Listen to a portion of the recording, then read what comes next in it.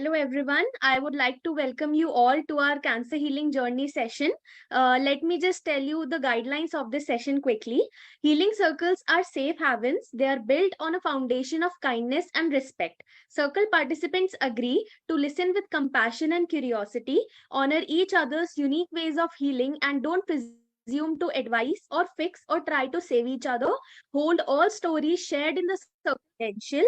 Trust each of us has the guidance we need within us, and we rely on the power of silence to access it. So, I welcome everybody, and I welcome Tara ma'am.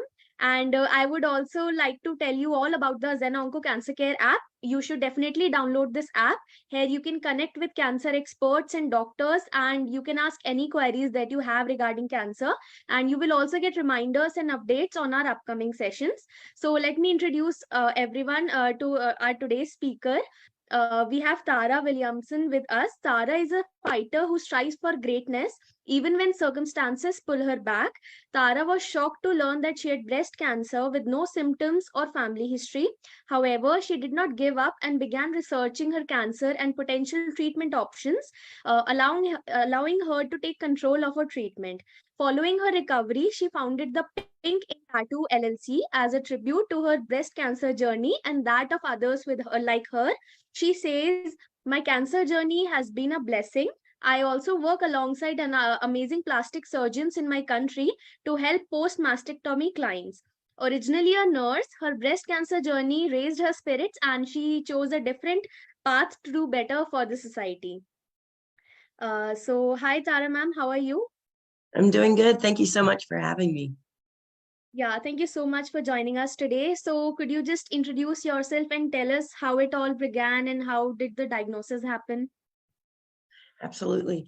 I was 39, and pardon my voice, I am recovering from a cold. I was 39 and diagnosed with invasive ductal carcinoma, breast cancer.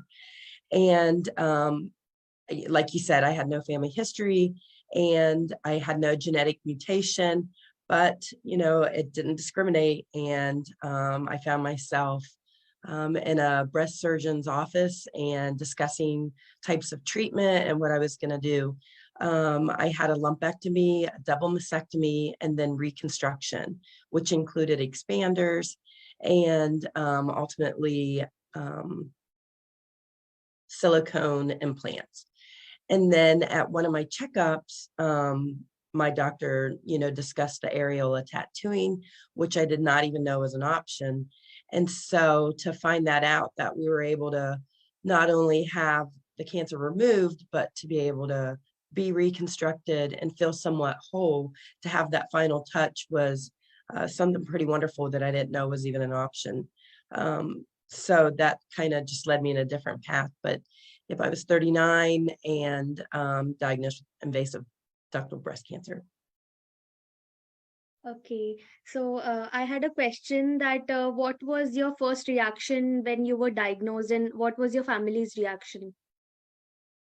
Well, my first reaction was, I think I was just in complete shock, and dread just took over because nobody wants to hear the word cancer, especially, I thought I was healthy. I lived a fairly healthy life. I was 39. I didn't have family history. It was the last thing that I thought I was ever going to have to deal with. And so it was shock, denial, a little bit of anger maybe also. And then my family, I think their first initial reaction was fear. Right. Yeah. So, like, what all treatments did you undergo? So thankfully I was early stage. I was stage 1 invasive ductal. So I had an option to either do a lumpectomy, radiation, and a hormone blocker, tamoxifen, or where I'm a little more aggressive. And so I just said I wanted to do a bilateral mastectomy and, try to be as aggressive with my own health as I could be. And so ultimately I ended up having the double mastectomy, and I did not have to have chemotherapy, thank goodness, or radiation. Right. So, we have seen many times when the cancer treatments are going on. So, patients often, experience different side effects. So, did you experience any kind of side effect or any comorbidities during your treatment? I think not having chemotherapy, I didn't have the side effects of that, but having 7 surgeries in 14 months was mentally and physically challenging. You know, your whole body's being transformed into something different. And I think I had to self advocate. So I had to, fight for kind of what I wanted in my treatment. And I didn't feel like I had a voice at first, and although I wanted to follow the experts, I'm also a nurse and been a nurse for 22 years. So I'm in the medical field, and I've taken care of breast cancer patients as the caregiver nurse, not as a patient though. And so I got to see life on a different side where I had to stand up and start advocating for myself. And I think that's extremely important to, if you have a question, ask that question. And if you have to get a second opinion, get that second opinion, because it is your life and ultimately you're the one that has to be in charge of it. So I think, self-advocacy and um, just being able to have your voice heard was one of the main important factors. And as far as the treatment, because um, your whole your body image, your whole mental stability, everything is changing. You want to live, and you don't know what's, even being aggressive with treatment, you don't know what the final outcome is going to be by the time you're finished. Right, that's very true. Like you told about the medical treatments that you underwent so many surgeries. So, did you go for any alternative treatment or any complementary therapies at that time? I didn't do that. What I did though is I started focusing on my mental health and my spiritual health. And I just wanted to connect with my family and my friends and just kind of reevaluate my life while going through these surgeries and having my body changed. I knew it was time I had to remove toxic relationships, remove situations that were extremely stressful, and just kind of prioritize what's important in life. Yeah, I totally agree with this. Yeah. So, like, I had a question that what all lifestyle changes did you undergo during your treatment and after your treatment? Like, diet, what kind of diet did you used to have, and what kind of diet do you have now? And what about, exercising and all? Well, I thought I was pretty healthy before. And once you're faced with that, you do, start putting everything in perspective. And I just find myself that I don't eat fast food like I used to. I do try to live moderately. So I want to enjoy life and everything that life has to offer. But at the same time, I want to be respectful to my body and what I've already been through. And so I try to just choose healthier options. I try to move my body more than before and just be more aware of what I'm putting in and what I'm doing. Right. Okay. So, yeah. So I wanted to ask, like, how did you manage your, professional life and social life while you were undergoing your treatment? My professional life, I had to take a step back because in the medical field, it can be extremely stressful. And, most of us work long hours. And, I'm pretty empathetic. So when I work with patients, I can feel, the pain that they go through. And so as a caregiver, as a nurse, I had to just stop for a minute and try to focus on myself and healing and try to get myself, back to the best shape that I could, family wise, emotionally, physically, so that I could be a better caregiver, a better nurse. So I did have to take some time and step back from my professional job while going through Right. the surgeries. Okay. Yeah. So, Tara, like we have seen, many patients while they're undergoing cancer treatments, different types of treatment, be it surgery, chemotherapy, there is a lot of tension, and, there are times when they feel low, and, there is a lot of stress. So, when you were going through these times, so how did you manage your mental and, emotional well-being? Well, I struggled in the beginning. My father passed away at the same time. And so I had a lot that I was dealing with initially at my first diagnosis. And so I think I struggled with my belief, my faith. And so I had to really just dig deep and get control of myself and really, like I said before, prioritize what's important. And so I think that going to support groups are beneficial. I had never done that in the past. I'd never gone to a support group or therapy, but I think surrounding myself with um, women and men that have been through this before me or during, going through it as well with me, I was able to connect and know that I wasn't alone and that other people are going through this. And, we face some of the same challenges. So I think having a support group was extremely beneficial. And of course, really holding tight to my family and my friends made a huge difference. Right, that's very true. Support groups are so much helpful. You get to see that, you aren't alone in this journey. There are so many other people who are facing this, the cancer and even other problems as well. So those support groups are very much helpful. Right. Absolutely. Yeah. So I had a question that, what were the things that helped you the most during your entire journey? Like, be it people or any specific treatments that helped you that helped you the most. Well, I think ultimately my faith helped me because that just gave me strength to be able to conquer everything.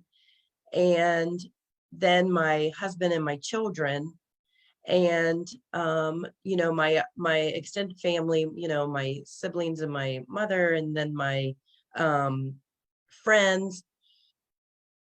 I think just having that circle around you during those times are important. And if you don't have family to be around you or friends, when that support group can come in too, because, you know, having them, the women and the men that have been through it or going through it, to be able to say, hey, I feel this way, or I'm not feeling, so happy today, or I'm scared of what tomorrow is going to bring. And, if I have to have this surgery, what does that feel like? Or can you tell me? To have somebody that's already been through it is just, um, there aren't enough words to explain how beneficial that is because they can kind of help guide you and hopefully in a positive way to say, like you can make it through, you will get through this. And so I think just having all those help.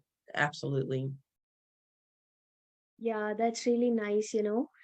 So many people in our life, help us in different ways. Right. Yeah. So I wanted to ask, what were your top three learnings from your entire journey?